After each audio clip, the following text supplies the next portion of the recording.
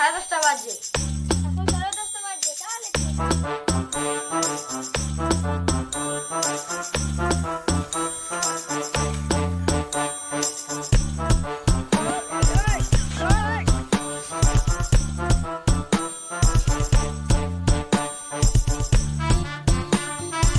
ঠিক আছে? বলতে বলুন না, 10:30 বাজে মানে 10:30 করছি। সারা পাগল কিনে পারলাম না। বলুন টাইম 10:30, এখানে 10:30 টাইম 10:30।